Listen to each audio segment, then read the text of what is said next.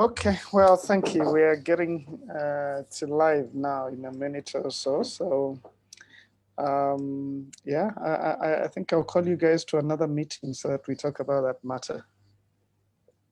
Mm, mm, All right, welcome everyone to Sober Sunday. This is the 4th of July. We are glad to continue. We're on season 3. It's been more than a year since we started Sober Sundays, stimulating conversations with me, Simon Bevy. It's been quite the ride. We have had lots of feedback from all of you about topics we need to talk about. And so, out of the request of some of you, we're getting back to conversations about money. So, I'm really excited about today and the guests that I have for this discussion. This next month, actually, 7 weeks or so. Month and a half, we're going to be having this conversation, different aspects about money, entrepreneurship, business, and all of that. So I'm so excited that we could begin this. The last few weeks, we've talked about parenting and fatherhood specifically, and it's been great. So, welcome again, everyone. Please invite your friends. Let them join us today as we talk about money personalities and how that affects you, affects life, affects business, affects marriage and relationships. So this is going to be very useful for everyone. Also want to invite you to host a watch party for your friends and let them get to hear this. Really excited about the panel here today. Wonderful people, accomplished in their own right. So really excited about everyone here. I'm glad, Waithaka, now your video is working okay. So welcome. So let me introduce, as we always do. I'll just say one or two things about each of the guests, and then I'll give them a chance to say more about themselves. Let me start with Gladys Juma. You've been here before, so you're no stranger to Sober Sunday.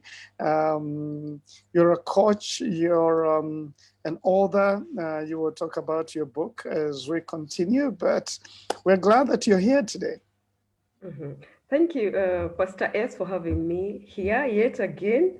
Very, very excited to be having this conversation. Sober Sunday, I think for the third time now. Thank you very much. Mhm. So, yes, I'm a personal finance coach, productivity and finance coach, an Mhm. author of two books, Managing Your Finances God's Way and Smart Mhm. Money Habits. Mhm. The flower also said teacher. Yes, I lecture part time at Strathmore Mhm. University, and I'm Okay. also a trainer. We are called delivery consultants with Razor Resource Group. Some viewers, Okay. Pastor S, may know me as a corporate leader. I also work for Olympia Capital. Yeah. Okay. So I'm married and a mother of four. Yes. Excellent. Well, Yeah. congratulations about your second book. I think the last time we had you on, it wasn't out yet. So we're glad that it's out. So I think next we're going to be talking to Thank you. Terry Ann. We are glad to have you, Terry Ann. I think you're a household name, so we don't need to introduce you very much. But communications expert, has been in the media in different ways. And also, you talk a lot about money and especially to your platforms and other things, relationship. So we're glad to have you, Terian. Please introduce yourself a little bit more as you wish. All right. Thank you so much, Pastor S. It is, I think, the second or the third time I'm also here. I The third think time. third time. The Yeah, third time, yeah, yeah. yeah. I'm very grateful for the opportunity to be here again and to take part in conversations that matter. Money is a big deal, no matter how we look at it. So I'm really excited to be part of this. As you introduced me, I am a communications professional. Um, Recently went into full-time consultancy in communication. I also run a skincare business called Mhm, Kiara Botanicals, and I recently mhm, joined African Hair Limited as a board member. So it's exciting times, exciting things happening, and just getting ready for the next phase of my career. I think I've learned so much over the years, and I'm excited to serve in new capacities and in the opportunities that are opening up in my direction in recent times. Well, thank you. Thank you very much. And congratulations for all of those new developments. And just to say to those who are joining us that we're actually live on the different pages of the guests that we have. So some of you are joining us there, and you're welcome. And please invite your friends as well and do watch parties. Waithaka, my friend, how are you? And we are glad to have you here. Santonomy CEO, a trainer. I think now a lot of people in the city and beyond know you for what you do.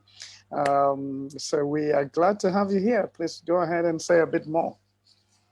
As always, it is a pleasure to be here. Thank you so much, Pastor Simon. It's been a while, actually, but we do, as a company at Santonomy, we really appreciate the partnership that we've had with Transform Nations, because our missions are aligned. It is all about transformation when we talk about wealth creation in this space. But I'm always really excited when I come into this environment, because I can carry a few more hats, just like the wonderful ladies who are here. I am a father. I'm a father of girls. I just have girls in my house. I am in the minority in my house, and so there's lots of thought around that. I am also a believer in Jesus Christ. He is my Lord and my Savior, and he has been for many years now, closing in on 20 years in faith. I serve as an elder in my church, PCA Loresho Community Church. And so when I come to speak in this place, I'm really excited, because I think changing people's lives is what it's all about. Yes, I serve as CEO at Santonomy, where our mission is to shift mindset so that purposeful people can create wealth and live abundantly. That's what we do. Amen. Amen. And we're glad to have you here again. And thank you, everyone, Gladys, Terian, and Waithaka. So I think we'll jump right into it. Welcome again, those of you who are just joining us. We're talking about money personalities and how that affects you, affects life, and affects what you do. Those of you in business, it does affect you. And so we're going to have a good conversation. And we want to ask you to ask questions, give some comments on the different pages or some posts or some of us, and we will jump right into it. Gladys, money personality, what is that?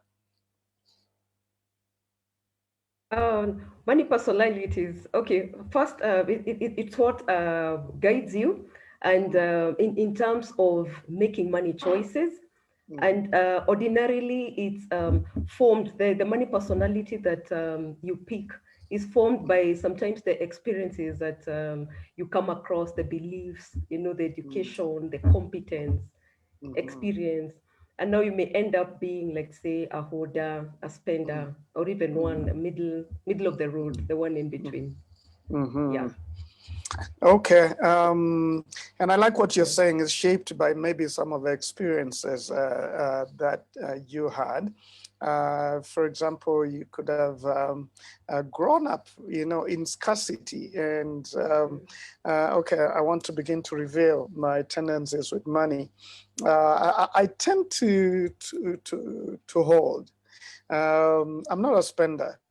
There are times that my wife has had to tell me, well, what is it you're doing?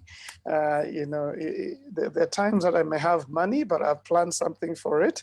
And I don't even buy lunch. I say, okay, I'm about to go home. Why do I need to? And I just found myself, okay, there was some reasoning to it, but sometimes I punish myself for no good reason when there's money, instead of treating myself. I think my wife tends to go a little bit, from my holding perspective to the other side. But just talking about how, you pick up these personalities. But maybe Waithaka, before we come to Terian. So we're talking about hoarders, we're talking about spenders. Is there another personality, and how do we describe some of these? Well, if this is a topic that has been written about a lot, and so you'll find that there are various schools of thought around what kind of personalities are out there. But it really is about, especially how our attitudes towards spending, in terms of, do we spend a lot? Do we hoard, as you talked about? Other places they're called savers. Other places you would have areas like shoppers, people who can't stop buying. Impulse buying is something that they deal with. Then we have people who can't stop borrowing. So, debtors, they're always behind the curve. No matter how much money they have, they need more always to meet their needs. And then probably investors is what you'd have as one of them. But as I said, there are many places that it's been written about. And the issue, I think, when we're having a discussion like this is self-awareness. That's what this whole discussion is about. Because when you're aware of yourself and your tendencies, then you can mitigate against them. You can try and ensure that you're not going overboard in that direction, because I think anything in excess is going to be problematic. Even saving in excess is problematic, because then what life are you living? Just the same as spending in excess is problematic, because then you have no future that you're working towards. So my encouragement to everyone who's listening is get an awareness of yourself. What are your tendencies around money? No, I like that. And I think you're talking about the excesses. The big deal is when you go to the excesses of either of them. If it is borrowing, that it becomes a habit for you to borrow. And you find yourself just doing it. With shopping, you shop till you drop. To you, it's just an excess or something that is like addictive and all of that. So I like just the way you've painted the picture. And what you're saying, we need to be self-aware so that we mitigate, but also so that we understand where we may have collisions in relationships. Because sometimes we have conflict in relationship, but it's because of your attitudes towards money. Maybe the man wants to buy a plot and the lady wants to do something different with the money. She thinks, well, maybe we need to have a holiday. And the man is thinking we're wasting money. And the lady is thinking we're investing on ourselves. And just different attitudes cause a lot of, conflicts sometimes. Terry-Ann, what's your take on these personalities? When I first saw when we first chatted about money personalities, I laughed about it, and I thought, well, I looked at my journey from when I started earning, having a salary. I remember, I think the first time, and the first most important thing was for me, because I was from Shags, I'm a Kitale chick. I just came to Nairobi. I discovered coffee houses. And I was like, oh my goodness, this is so posh. I hope I'll be able to afford to take myself a coffee one day. So I think my money personality has changed over time, or money personalities can change over time.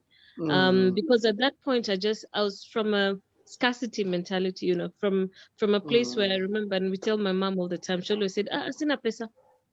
Anything you asked for, the first response was sina pesa. So what I wanted to do then, when I was able to earn my own salary, was to be able to get the things I could not otherwise get before. So maybe spendthrift a little bit at the initially, but with time, I guess money personalities can be dynamic.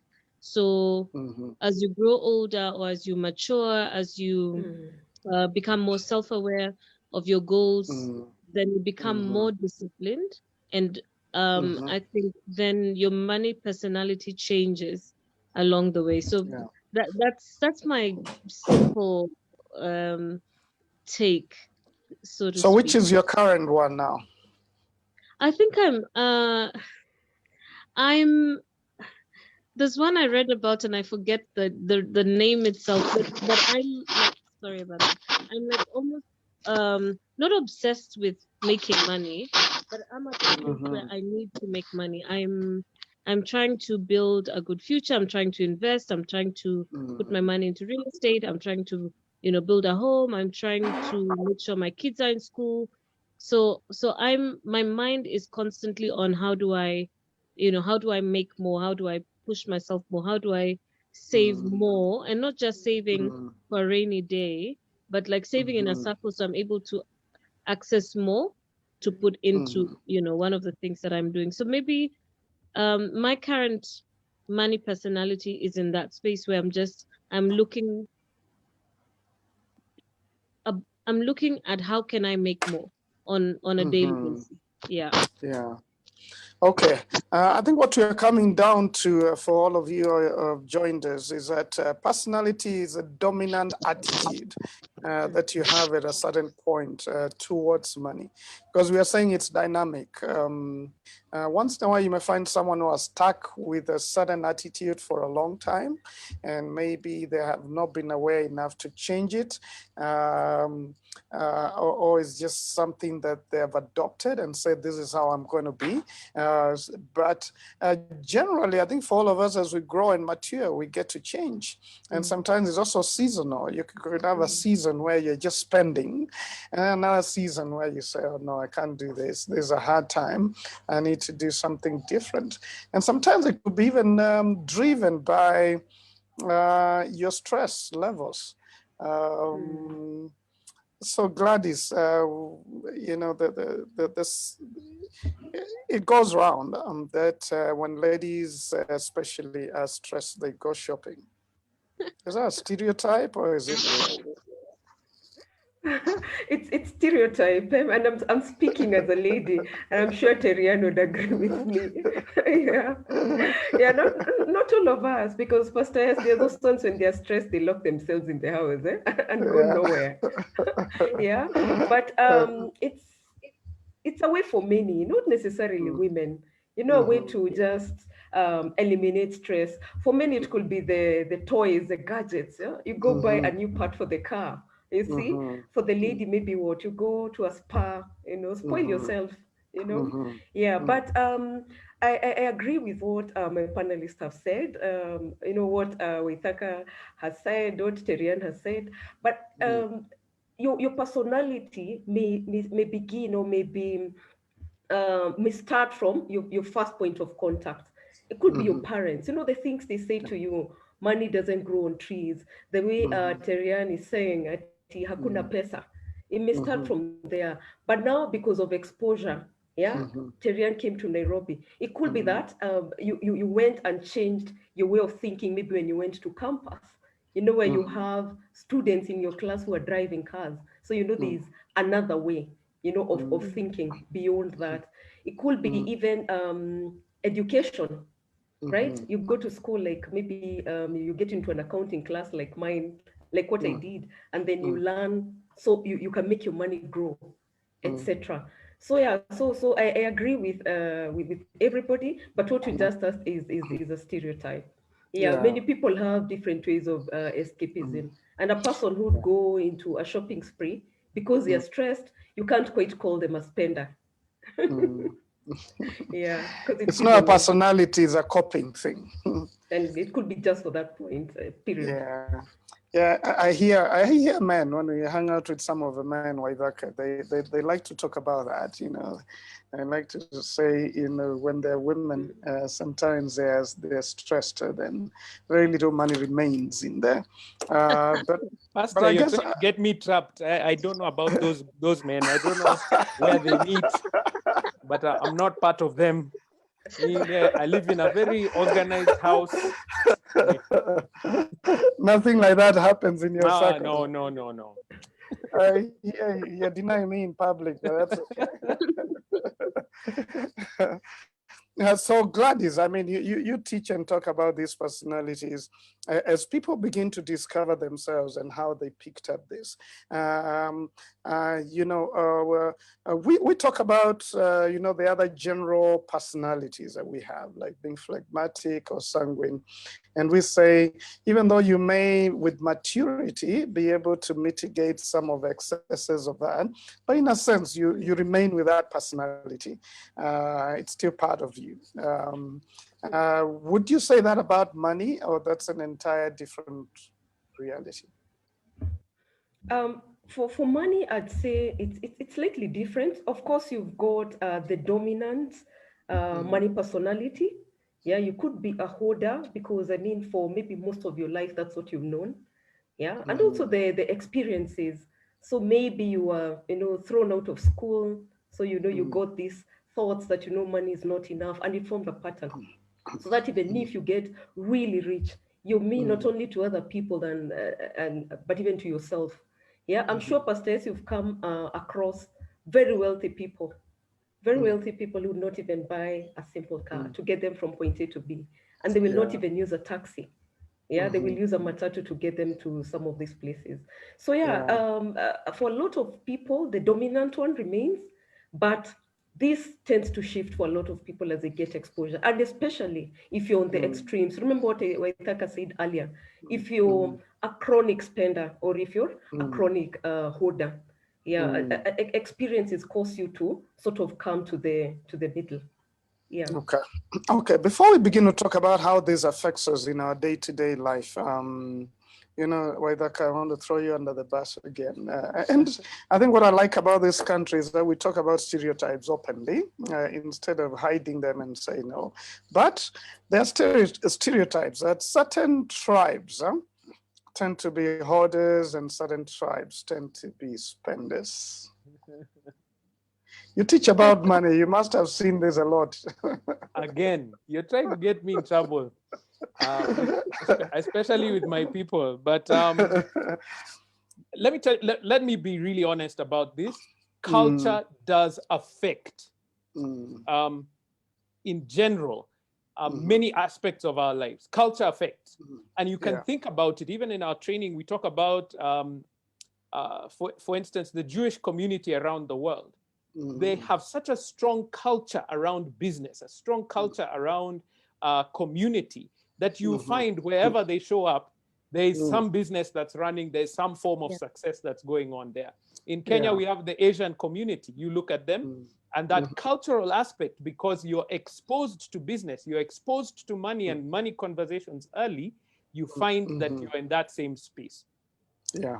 I think you threw that question at me because of both my names, which tell which part of the country that I come from. But in the highlands, again, of this nation, we find ourselves, again, in a cultural space that enhances that discussion around money, enhances that discussion around business. And so you find there's an attitude to go out and get. So yes, culture does play a role in it. And so we need to be very careful. In fact, even as we train at Centonomy, we train the adults in our classes to speak specifically around their children. Just an awareness of what you say, like what Gladys was saying earlier on. Statements like there's no money or money doesn't grow on trees are not helpful to children, because it's not building any kind of sense of purpose. But an idea of where you can begin to be honest and say, no, I have money, but it's for something else. Can we work towards your goal? Those are the kind of things that can help out in that place. So culture does play a role, because we are products ourselves of culture. That's true. That's true. And I think that's an important thing for us to see. And that's what I like about especially Kenyans, that we're able to talk about just some of the influences of our tribal cultures, especially on some of these things. And we laugh at them and we make memes about them. You know, how some people will spoil you so much, will drive, big cars, and others Probox and different other cars. We laugh about it, but it's a way of trying to figure out what have we learned about these things, and what is our orientation, and how does it affect us? But Terry-Ann, in the relationships that you have had with, different people at work and socially, how have you found money personalities affecting the way we relate with each other? They say I think one of the things that breaks the most friendships or marriages or relationships is actually money. And because nobody tells us about these money personalities, we sort of stumble on it along the way. And then you realize so-and-so asks for money all the time. If somebody's smiling at you so hard in the morning, you're just like, so-and-so, by the time it becomes lunchtime, he'll have asked me for 2 so. So you sort of get to know people and their personalities along the way. And my feeling is, especially from the very closest of circles, is that such relationships have to have a very defined, I don't know if I could say, method of how we deal with money for between ourselves. For instance, every so often you might need a loan from a friend or or somebody around you. And I feel that, and this is personally, so I've got maybe 3 or 4 friends that I know I can ask for money from, and they also know they can ask me. And so I guess in a sense it tells me that we sort of understand our money personalities, and we know that if so and so asks for money, it's not because they want to buy a new pair of shoes, or they want to buy a new pair of handbags, or they want to they probably need the money for something really important. So you'll not even question what the money is for, because you understand that they're responsible, so they probably need the money for something important. So I guess it's important to not have a relationship that's like so basic that you don't know your money relationships. I think the foundation of a good relationship is actually knowing that, because at some point money will come in, and it's everything from sitting down having coffee with friends, and there's a friend who doesn't pay ever, yet you're all earning the same maybe salary, and then it becomes an issue. So I guess friendships have to have the basics, and just that respect from a money perspective, like if I can say that. Join in. Yeah. I just wanted to mention, as we have this discussion, we also have to break some of these stereotypes and also begin to be real. I think one of the issues as Kenyans we have is a lack of honesty about our money. I think that's a shared factor. Whether it's we are dishonest about how much we actually have, because this money issue is very, very related to status. In our culture here in Kenya, especially, and in Africa, what we've seen when we're training around Africa is that the amount of money gives you status. I've traveled in various places around the world, and in other cultures, it's very weird because people don't, there's not that same level of judgment based on how much money you have. You find people are friends across what you would call socioeconomic strata, whereas here in Africa, that is a very touchy issue. And so people tend to be dishonest about where they are as far as their finances are concerned, or very closed. That's where, we don't talk with our relatives. We don't talk about it at all because we don't want people to know the truth, that we're really wealthy or we don't have enough. So people struggle with that. I thought I should mention it before we move to something else around culture. And I think that's really crucial. As about to weigh in on what Terian was saying about some people who never pay for lunch or coffee. And to them, it's because they want to buy a plot. But, then there's someone else in the group who always likes to pay. So the personalities are helping each other. But of course, eventually you begin to feel taken advantage of. That you always pay and the other person is not paying. And sometimes they may not be aware because of their drivenness in the other personality. And sometimes someone needs to tell them, hey, dude, you haven't paid for a while. What's up with this? Because there's some people who are just like that. But talking about how we see money, I was surprised when I went to some of the other cultures where I can realize payroll is an open thing. Nobody hides it. But here in Kenya is a well-guarded secret. You don't want your colleague to know how much you earn. And yet all of us can estimate, at least for public, whatever is with PSC, we get to know. We know what the president earns and other people for public servants. But these are the corporates. Nobody wants the other person to know. And I think it's that culture of how we judge each other. Pastor, you've even gone so far, even couples. Yeah. There are many. You don't even know what your spouse earns. Yeah. Yeah. It's a secret because you don't want them to know. In fact, there's someone was telling me that if I tell my wife how much I earn, she's going to expect me to do a lot more than I'm willing to, and yet I'm trying to save for something else. I was trying to say then it means you're not close enough to discuss those issues. If you have to hide, some of it, then it's a relational problem. It's not a money problem.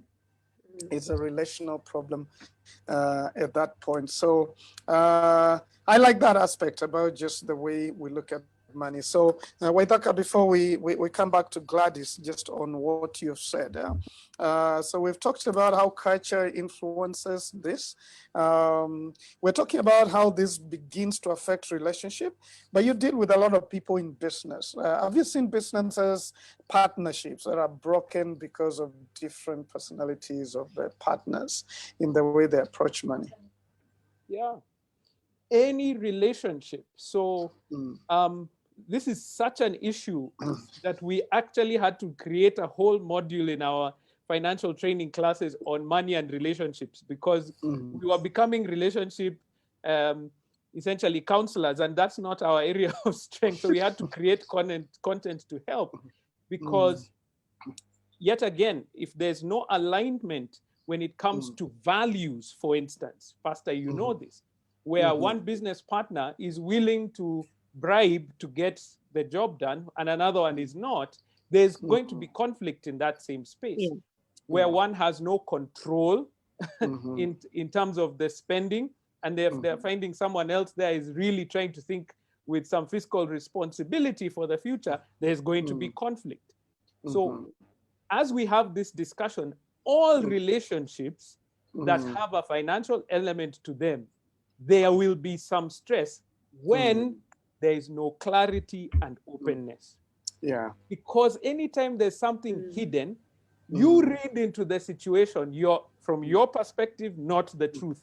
There's no objectivity. It is subject in that space. So when you don't have vision of how was that spent, what was being done there, you begin to put your own personality into that space and start judging that person based on your own ideas. So the best environment is when there is light, clarity, openness. Everything is on the table, because in that space, somebody can now understand your perspective so that you can be clear about your plan. So as you said, that husband who was saying, I don't want to tell my wife how much, it means that there's no joint purpose. And that's problematic. You will find conflict. Even if things are going well, you'll find problems. Excellent. Maybe as we leave you to come to Gladys to tell us how you deal with some of these clashes in a marriage, and whether you had that in your own personal experience. But Waithaka, did you, when you got married, was there any conflict around this? I thank God that no. And let me just say this, Pastor, it was because we went through very, very regular, now my culture came out. Rigorous counseling. We know what you're saying. It was really honest counseling, because the couple who are mentoring us were extremely open and clear. And they challenged us even before we got married to say these things. They told us, if you don't know what both of you are doing, there'll be conflict. So even before we got married, things were open. They were on the table. And I thank God that in closing on 9 years now, we have not had any serious disagreements on money specifically. So that truly is just the grace of God and preparation for the marriage space. Okay, and do you tend, as what is the word? I forget the word. But do you tend to be a hoarder or a saver generally? Actually, that's a really interesting. Or you're in between there? I'm really an in between person. Even with my personality types, I don't tend to be very extreme. My wife is more of a saver than I am, so so I guess maybe it's relative. In our context, I'd probably be more of a spender. Yeah. Okay. Excellent. Gladys, well, there are some people who are in relationships and they're beginning to say, wow, what do I do with my hubby? Because he's a spender, I'm a hoarder, he saves too much. I feel that we need to spend some of his money. The conflict is real. What do we begin to do, before I come to Terian to build this further? But how would you coach a couple like that, where everybody has stuck to their guns on the opposite side? For me, that would be an easy start. That one who already knows that the husband is a hoarder and they don't know they're a spender, because a lot of people don't even know where they stand, right? They've got this problem and they don't even know. And that's where a good coach would ask you to go to, think back, way back when you're young. When was your first contact with these money discussions? But if this couple were to come to me, I'd ask each to first discover their own flaws, yeah? So that if you're, a chronic hoarder, first of all, there's already a problem there, yeah? And again, the extreme, so Itaka spoke about it. So first know your own flaws, and then know your partner's flaws, yeah? Why? Because these are two people who've been cultured differently. They met together as adults, right? So, I mean, you had this other one had a dad possibly who really bought them everything and anything they wanted. And then another one where everything was put away from them. So they're supposed to know each other's flaws and their own. And then this couple needs to sit together, set goals together, have money conversations. Yeah, because then if they don't talk, I think Witaka has mentioned that if they don't discuss about money, if the pay slips are hidden away from each other, then there isn't, you lack that unity of purpose. You're not, pushing towards the same direction. Then I'd also tell this couple to come up with a system of managing money. Yeah, they need to know how going forward they will meet the family goals. Will we be putting in 50-50, contribution into the family kitty, or will we be, putting in everything, taking out no question asked money and the rest works for the family, whatever works. Yeah, the couple must agree to come up with a system of managing money. Then I'd also ask them to learn about money together, read books, see a coach, attend Centonomy, do something, learn together so that then they are growing in one direction. Remember what we said earlier, you can come from a position of the extreme end, and just because of the exposure, the competence, the experience, you get to narrow in. Yeah, you can find that point if you learn together. And then of course, as a couple, you celebrate success. I think for them, in that order, the little milestones that you make. Yeah, if you finish a quarter without arguing about money, celebrate, yeah. Well, was it a big problem for you? Personalities? For me, no, not so much. First of all, I got married young. So unlike Waithaka, you're very lucky. Yeah, we didn't have people telling us about money.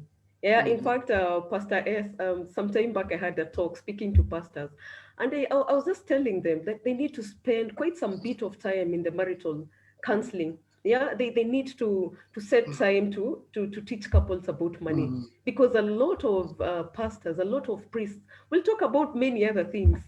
Money, if at all, it's raised is normally very little. Yeah, and a lot of people don't know about money. Families don't speak about this. Even our children, we need to begin very early. Yeah, but for me, well, what I'd say is that we've learned over time. Yeah, when you have a family goal, we work together towards that family goal. So I can't say there was quite a clash, but I think if I knew better, we'd have started on a high if we had somebody teaching us about these things. Yeah. Excellent. We're coming to you, Terian. I think you have a lot to say right now, but let me read a few comments from some of the people. Masigaki, we are glad that you have joined in and you're saying there's an important conversation. Sofinjeri, Gladys is asking you, Gladys, how do you get your money to grow when you have accounting skills? That sounds, she seems to imply there's a contradiction there. Because as an accountant, you're supposed to really make sure this money is, I don't know, you're the accountant, you will see what to say about that. Then Mike says, unfaithfulness in financial matters is historical and generational. Even our leaders cannot tell us how much they have despite legal requirements. I think we have seen that both in Kenya and elsewhere. People in relationships don't feel obliged to share just in case. They're asked to account for their expenditure, and this can be demeaning. So sometimes we don't want to be open with it because we don't want to be faithful or account. And Mercy says, I think money is really the acid test to relationships, just as in nearly every aspect of life. Good comments. Tarian, let's jump to what you wanted to say before we come back to Gladys to tell us this thing about accountants and growing money. So so I'm a creative, so in fact I should be the last person to comment about it, but over time I've learned that it's, you have to grow your money, especially when I left formal employment and went into consultancy or side hustle, whatever it is you'd like to call it. But I learned, one, the importance of multiple streams of income, especially as I'm a single parent, so all the money decisions are, almost entirely up to me. So I've had to find ways to grow my money, and even though you're an accountant, and I remember one of the things I was actually talking about recently, with some friends, and it's a post I'll put up because of it, on this conversation about property, and all property is so expensive, houses are so expensive, we'll never get there. People are selling at 15 million. But we can start growing our money by putting our money in smaller places. There's people now building apartments for 1.7 M, 2 M, 2.5, a lot that's under 5 million shillings. Yeah. And if you're getting an opportunity to pay from 27,000 shillings a month, depending on how much you're earning, imagine what you'll be able to accrue from the real estate space, let's say in 10 years, if that's your goal. So no matter what your career is, what your mentality is, or even maybe your money personality is, if you're disciplined enough, or you're focused enough to a particular goal, then you'll have to make your money work for you. It's one thing to have the money in the bank, which is what I think accountants do, but it's one thing to actually see that money grow. And the money will grow only if you put it in places where, it can give you some sort of either return or security. So I think, just from that perspective, we need to think of multiple streams of income. Either it's, a property that can grow and give you back money in future, or invest in a small business that can give you something on a monthly. So money has to grow. Otherwise, then you're not growing as a... Because, I always think of retirement, and I know Idaka knows this quite a lot. I always say, by the time I'm 50, I'm 42 now, and I always say this is my last highly productive decade until I'm 50. I don't want to be hustling the way I am now by the time I'm 50. I want to relax a little bit more, get to travel, my kids to be, comfortable, our own place, stuff like that. And money has to grow for us to reach there. So we have to be really honest with where we want to go, and then we'll know whether we want money to grow or not.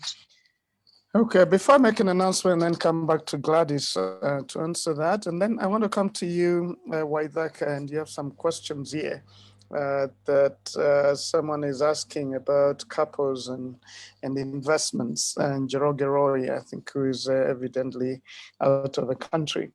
And I'll bring that to you. But Terian, what is your advice to people who are just mean with themselves when it comes to money?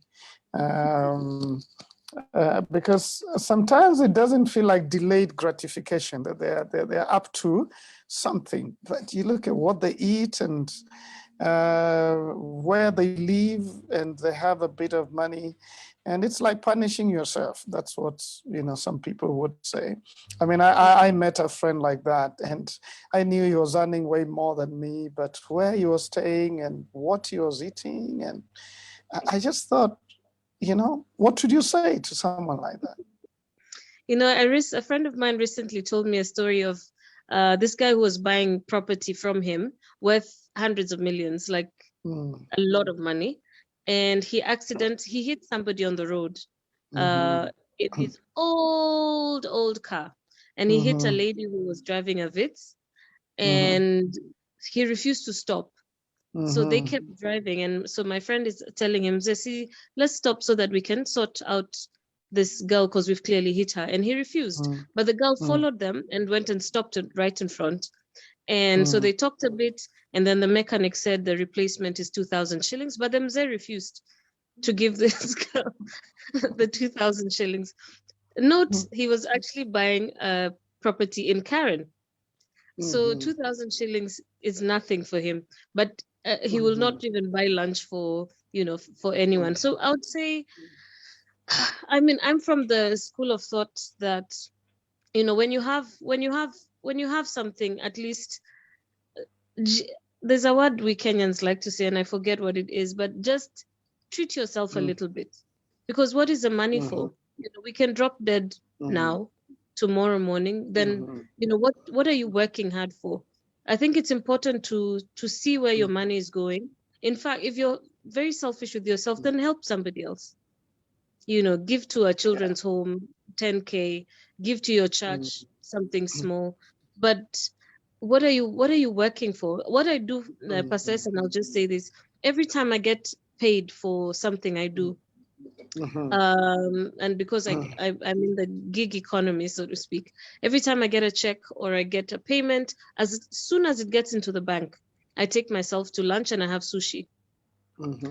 That's my, you know, that's my thing. It's not crazy expensive, but it's just to say, you know what, I've done it, and it came through. So I think it's important for us to say, to congratulate ourselves for making it, and it doesn't have to be crazy expensive, but just something small to appreciate yourself for it. So stinginess, well, I mean, just seeing a good bank balance is great, I'm sure, but I think it would be better if you're actually enjoying it a little bit. It doesn't have to be, you know, super spendthrift, but just enjoy your money, because what else is it there for?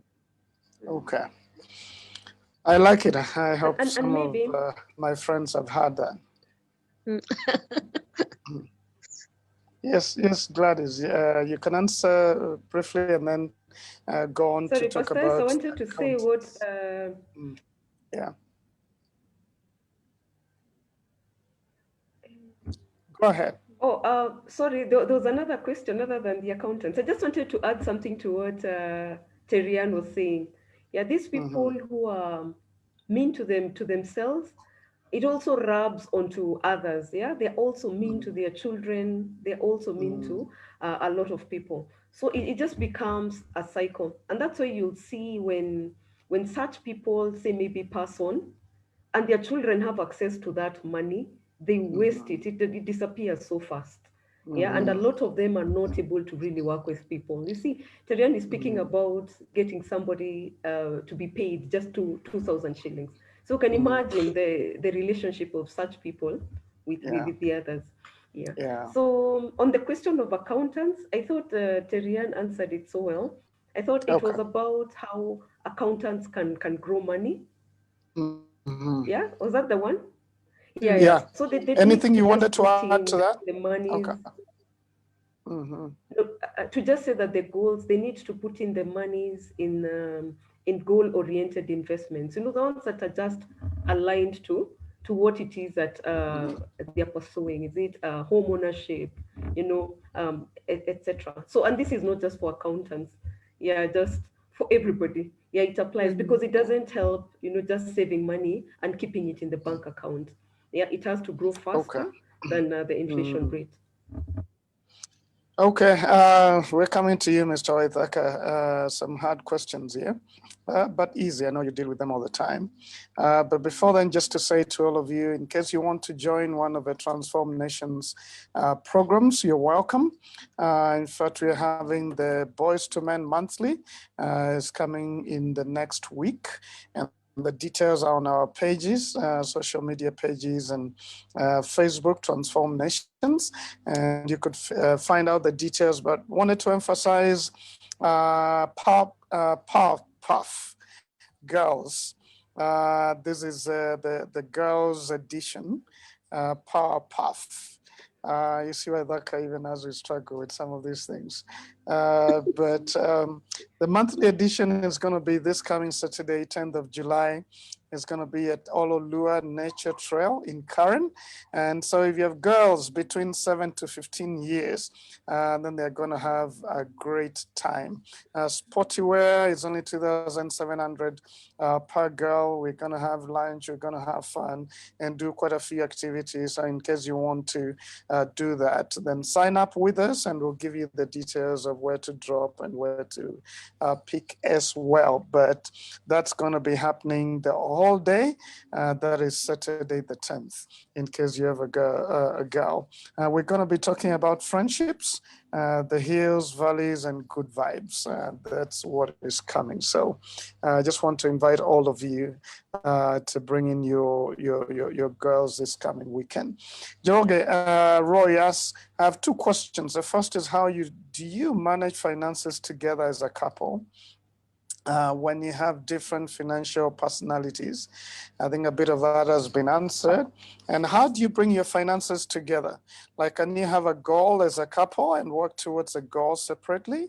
The second question is, what are the investment opportunities for couples in the diaspora? Like, not high risk investment opportunities. Opportunities in the money market or land or stuff like that. I think you also need to invite Joroge to do Centonomy so that they get more or get trained in some of the things you're doing, Gladys. But Waithaka, you could say something into that. Yeah, so a couple of things. Your lives are linked. So you had better have a joint financial plan. Now, does that mean that you have to shift responsibility or that things have to change necessarily? No, but a joint financial plan matters. Why? Because you are linked. What people get surprised by is when there is a shift in somebody's individual financial life. That's where the biggest surprises usually come. So in this last year and a half, we've seen so many people lose their source of income. And in a space like that, because there was no clarity, your spouse now is surprised by the situation that they're in. They take up responsibilities that they had no idea. They didn't know, for instance, how much rent was being paid. They didn't know how many loans had been taken. They didn't know what other responsibilities, especially family responsibilities, were in place. And so now that the burden is shifted, because you are linked, you are probably even the next of kin on many of these documents, suddenly you have been roped into them. Yeah. So you are linked. And remember that even in that house, so for instance, in our home, let's say my wife is paying the rent for this house. So she's paying it, but I live here, so I'm getting the benefit. If I'm paying, let's say I buy the shopping for the home, I'm buying it, but she's benefiting because she eats from the food that I purchase. We are linked. And so if we don't have a joint plan, we're in trouble. This linkage, I want to join with what Terian mentioned earlier on, especially in retirement, because the children will leave. Yes, in this world, the likelihood is your parents will die before you. So you will not have people to send money home to. Now you'll be the ones waiting. So it'll be the two of you left. In that space, a joint plan is what really matters. Yeah. So how do you do this? It is actually to sit down, have a family meeting, and ask the question, what do you want? And let me encourage you, from our experience, you will be surprised. Most of the time, your ideas and your thoughts are similar. It's just that you've never thought about it. Now, the way to get to that goal, you now have to have a discussion and work through. But the ultimate goal, most likely, is similar. So sitting down together and working on it really, really matters. There's no other way to do it. There's no special formula. It is for you as a couple to sit down and say, okay, my sweetheart, what do you want? And let her also have a chance to say, put them down on paper and begin to see how to work towards them. Yeah. I want to respond to that question about, I want to know how to invest locally where there's little risk, you know, and good returns. If I knew, I would not be here. I want to steal a line from one of our trainers. I would be on my own. I would be on my own private island, you know, just sipping up because I've given everybody the secret. Here's the thing. Pastor Simon, when it comes to investments, the right investment or a good investment or the best investment is the investment that matches your goal. Because people come and ask for low risk, but low risk cannot achieve some of the goals that you have. That's the issue. So you have to match your investment with a goal. So very quickly, if I want to save and have some money for school fees in the next 3-4 months, the best investment could be a savings account. Because what am I looking for? I'm looking for low risk and access when the money is needed. So if you ask me the best investment for school fees in 3 months, that's the place. But now for my kids, for their university, which is in 10 years plus, a savings account is a bad investment because I'm actually losing value in that account. So the best investment would be the one that gives me a higher return. Now, with a higher return, higher potential return, there is a generally higher risk. But that's the only way that I can achieve that goal. So to the gentleman who was asking, I always now challenge you and say, what is the goal? Why do you want to invest in this kind of investment? Because if you tell me what you want to achieve, then you match that to the investment. It's not about which one is the low risk, big mistake, wrong question. Question should be, what do you want to invest in? And then we match it to the right investment to achieve that goal. Excellent. I like what you've said. And I think just to all the couples that would ask, how do we put this together? Because it's a big issue for couples. The first question, I think, is just to say the goal of relationship is oneness. The goal of marriage is oneness. And when that is not there, the cracks will be seen in your finances. It's going to be seen in your intimacy. It's going to be seen in communication. But the problem is not the money. The problem is the oneness that you haven't worked out to achieve the goal of the relationship. It's not to live in partnership where everybody is running their own show. No, it's to be able to be together. That's a goal. And you can never have great fulfillment of that relationship until you work towards that goal. So whichever way it goes, I think there's got to be sober conversations about our personalities, how we use money, and how we make sure that money doesn't destroy what we are doing.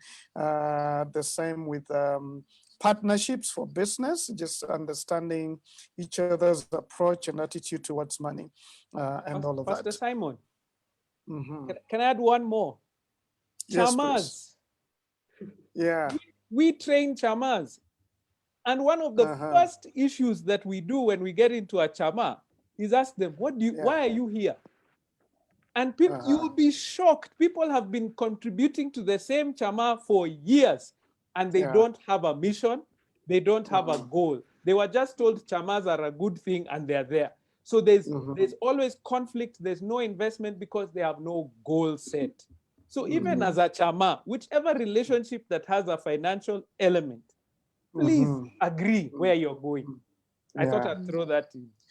Excellent. Thank you for throwing it in. And sometimes the conflicts in a chama is also different money personalities. One person wants us to do this with the money, the other personality. And when we don't realize those are issues we need to solve, then we'll keep fighting and wondering why we never agree. And, you know, we may think people have demons, but it's just a personality that is clashing with someone else. And we need to deal with that. Gladys, you want to say something before we begin to each one of us to say some like words of wrapping up in terms of just advice around this matter of understanding your money personality and how it affects business.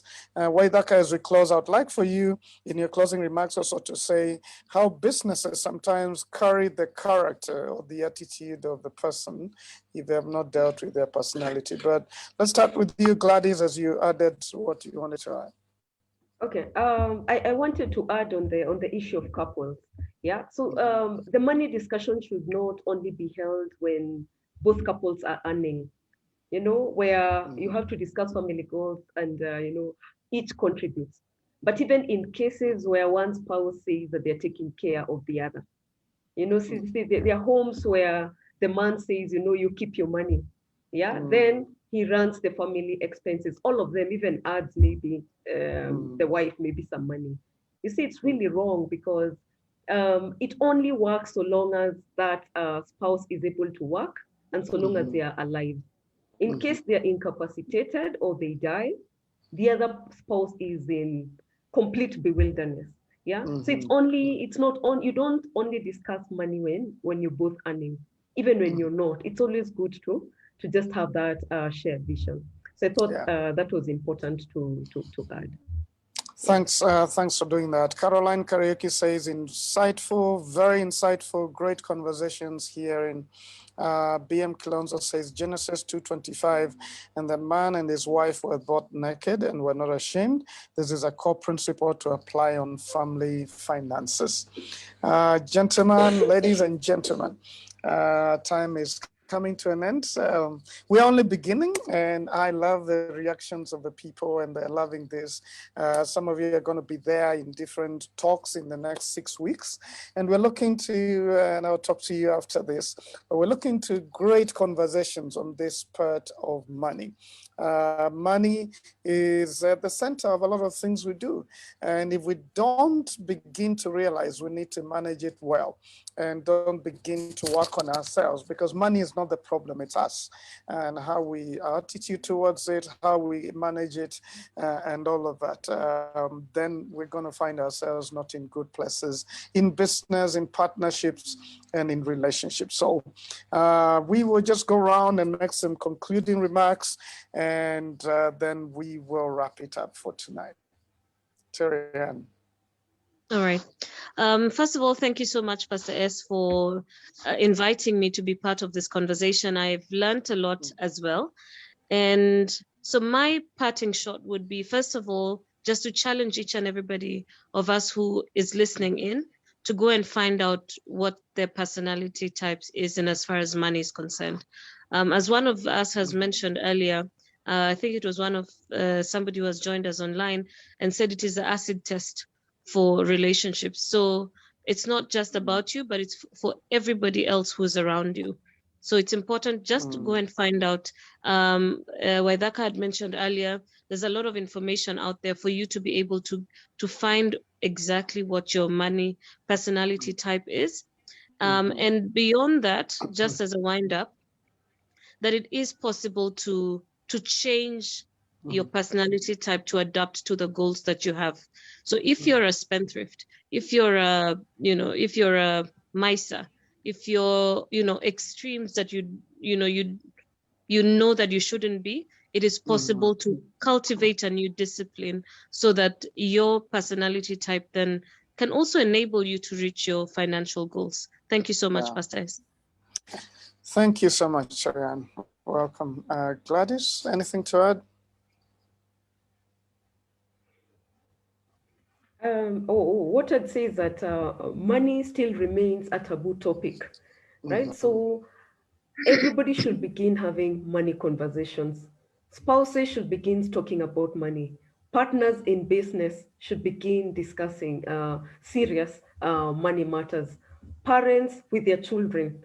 Yeah, in fact, children should be taught about money as soon as they're able to recognize the different denominations, yeah, on money. And then our parents need to be very, very watchful of things that they say, because unless you come across, certain exposure that gets you to correct a certain position, for some, this they carry to the end. Yeah, you remain a hoarder extreme, or what is it called, a spender, yeah, just because of what happened to you in the past. So let's begin having these healthy discussions. Yeah, and like Teriana said, let's also know our own flaws and act accordingly. Thank you very much, Pastor S, for inviting me yet again. Thank you. Well, thank you. And I know your books are available and people can find you online and get any of the books, right? GladysJuma.com. They can get that from the website. Yeah, at least you can read a bit about each book, but they're also available in just about every bookshop, textbook center, Keswick. Yeah. Yeah. Thank you. Well, thank you. And guys, let's make use of the resources available around us. The different programs that are happening at Centonomy. Gladys is a coach. I saw someone on the chat who was saying, I need a financial coach. Then you have several people here you can approach. Please find someone and get help. We all want to do well, and that's why we do these talks. We want you to gain something. We want you to live better. We want to all of us to feel we are growing from a certain place to better. Waithaka, as you end, there's some of us, I'm talking about the men because it's safer because I belong to that team, who get so strongly is it obsessed about either cars or about other gadgets, and they just spend illogical amounts of money on that, and they may not buy something really needed at home, but they would do that. They'll buy those shoes or whatever it is that has captured them. So as to give you a final remarks, you can speak to us, man, because we need help in that area as well. I really love my wife because she's a great check on me. And as Gladys was saying earlier on, when you have somebody to play off, when you have, it is not just your decision that matters, then even your personality gets checked. So that when I mentioned, hey, I'd like I've seen a nice pair of shoes, it was something that, you're looking forward to. She's able to say, okay, that's good. What's the plan? So then I have to respond to what's the overall plan. And it's good to get that check. And if it works with the plan, we get the shoes, no problem. There's not an issue. And when we're ready for that new car, we do it as well. But it's having a check that's really important. Somebody you can bounce off ideas and get some honest feedback. So to the gentleman, it's not a bad thing. As I said, in our definition of wealth, we always talk about living abundantly. So it's not just having money. It's also about the life that money hopefully allows you to live. So don't beat yourself up for wanting something. Just make sure that something fits into your plan and that you've actually worked on it. I wanted to mention relationship-wise, never start with the other person. Many times we come into discussions about money, whatever it is, but because we're talking about money today, we come with the expectation. So now my spouse, so what do you want? What is your, it becomes about them. What we have found that is most powerful in opening up this discussion around money is to start with you. So if you want openness, start with you. When you call for that meeting, don't expect anything from them. Just say, let me start off by telling you, so this is how much I earn. Here's my payslip. This is where the money gets. This goes to the SACCO. This goes to this. I pay this to my mom. This is what I do. I just wanted to let you know. And I wanted to let you know because I believe this is a direction that we can go. God bless you, and go to sleep. If you start from the perspective of yourself, it opens up the conversation. When you come at somebody with an expectation, they shut down. And so you don't want to shut down the conversation. You want to initiate it as you go. So we found this is really powerful, even in business, with your business partner, to have that kind of openness, with your chama, that kind of openness, and obviously in your families. Yeah, Pastor Simon, you've already plugged for us, but I'll do it again. Centonomy.com. You'll find out more about what we do. We have training on personal financial management, entrepreneurship, career development, and we also take care of young people. So we have training for youth campus students. We've got the Centonomy Campus Edition, which is all about, we talk about all those three areas, because as a campus student, you're developing your career. You might be wanting to be in business, but you also have to manage money. And over the school holidays, we run a teens boot camp to help teenagers begin to understand their money issues. Our baby is now our retirement program. So we actually train people for preparation for retirement. It's called Centonomy Gold. And it's really powerful for people in their 40s, 50s, and beyond to start thinking in that direction. Asante. All right, well, I'll send my daughter to your teens camp, and as a way of marketing for you. And hopefully you will see she'll come back here. She'll come back here and talk about it. So yeah, I believe in what you guys do, and all of you. I mean, just want to pray for blessing for all of you, and for those of you who, after listening to this, you've just seen some of the challenges you're facing in your business partnerships, or in your marriage, or maybe you're in huge debt and you've just discovered you like borrowing, and that has become your personality. Just want to say a quick prayer for all of us, that God will give us, the wisdom to know what to do. And what to do, sometimes we know, and we just don't have the courage to do it. But guys, let's handle money well. This is where most of our headaches come from divorces to separations. Many of them are stirred up by this, and also, to bad situations economically. So I'm grateful for our conversations. You need to be here next week. We continue with this discussion around entrepreneurship, personal finance, and relationship finance. And so I'm looking forward to all of these conversations. Let me say a prayer for us as we call it a night. Lord, we're grateful that we can have these conversations to help ourselves to become better people.